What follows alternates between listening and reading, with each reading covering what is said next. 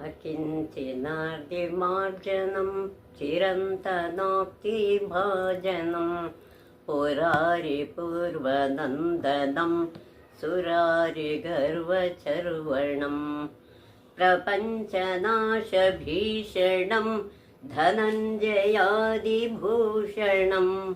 कपोलदानवारणं भजे पुराणवारणम्। ನಮಸ್ಕಾರ ವೀಕ್ಷಕರೇ, ಈಗ ನಾವು ಮುಂದಿನ ಜ್ಯೋತಿರ್ಲಿಂಗದ ಬಗ್ಗೆ ತಿಳ್ಕೊಳ್ಳೋ ಪ್ರಯತ್ನ ಮಾಡೋಣ. ಇದು ರಾಮೇಶ್ವರ ಅನ್ನೋ ಜ್ಯೋತಿರ್ಲಿಂಗ.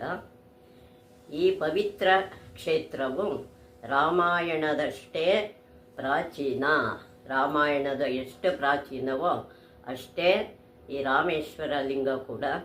ಇದು ತಮಿಳುನಾಡಿನ ರಾಮನಾಡು ಜಿಲ್ಲೆಯಲ್ಲಿದೆ. ಅದು ರಾಮಾಯಣದಷ್ಟೇ ಪ್ರಾಚೀನವಾದುದು. ಇದು ತಮಿಳುನಾಡಿನ ರಾಮನಾಡು ಜಿಲ್ಲೆಯಲ್ಲಿ ಬರುತ್ತೆ. ಇದೊಂದು ಸುಂದರವಾದ ದ್ವೀಪ. ಅದು ದ್ವೀಪ ಅಂತ, ಅದನ್ನು ಸುತ್ತ ನೀರಿದೆ, ಮಧ್ಯ ಸಮುದ್ರ ಮಧ್ಯದಲ್ಲೇ ಇರೋದದು ದ್ವೀಪ.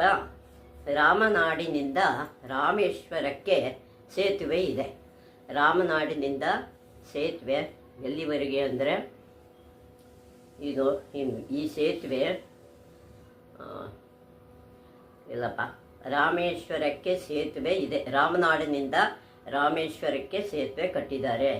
ಈ ಸೇತುವೆಯ ಪಾಂಬನ್ ಎಂಬ ಹೆಸರಿನಿಂದ ಪ್ರಸಿದ್ಧವಾಗಿದೆ. ಪಾಂಬನ್ ಅಂತ ಹೆಸರಿನಿಂದ ಈ ಸೇತುವೆ ತುಂಬ ಪ್ರಸಿದ್ಧವಾಗಿದೆ. 12 ಜ್ಯೋತಿರ್ಲಿಂಗಗಳಲ್ಲಿ ರಾಮೇಶ್ವರವು ಒಂದು. ಜ್ಯೋತಿರ್ಲಿಂಗಗಳಲ್ಲಿ 12 ಜ್ಯೋತಿರ್ಲಿಂಗಗಳಲ್ಲಿ ರಾಮೇಶ್ವರನು ಒಂದು ಹೆಸರುವಾಸಿಯಾದ ಲಿಂಗ. ಇದನ್ನು ಚತುರ್ಧಾಮಗಳಲ್ಲಿ ಇದನ್ನು ದಕ್ಷಿಣಧಾಮ ಎಂದು ಕರೆದಿದ್ದಾರೆ. ಈ ರಾಮೇಶ್ವರವನ್ನು ಚತುರ್ಧಾಮದಲ್ಲಿ ದಕ್ಷಿಣ ಚತುರ್ಧಾಮ ಅಂತ ಇದನ್ನು ಕರೆದಿದ್ದಾರೆ. ಪುರಾಣಗಳಲ್ಲಿ ಈ ಪ್ರದೇಶವನ್ನು ಏನಂತ ಕರೆದಿದ್ದಾರೆ ಅಂದರೆ ಗಂಧಮಾದನ ಎಂದು ಕರೆಯಲಾಗಿದೆ. ಈ ಪ್ರದೇಶವನ್ನು ಗಂಧಮಾದನ ಅಂತನೂ ಕರೆಯಲಾಗ್ತಿತ್ತು. ಯಾತ್ರೆ ಎಂದ ಕೂಡಲೇ ಕಾಶಿ ರಾಮೇಶ್ವರ ಎಂದು ನೆನಪಾಗುವುದು. ಯಾತ್ರೆ ಅಂದ ತಕ್ಷಣ ಕಾಶಿ ಹೋದ್ಮೇಲೆ ರಾಮೇಶ್ವರಕ್ಕೆ ಹೋಗಲೇಬೇಕು ಅಂತ ಒಂದು ನಂಬಿಕೆ ಇದೆ. ಅದರ ಕಾಶಿ ಎಂದ ಕೂಡಲೇ ರಾಮೇಶ್ವರದ ನೆನಪು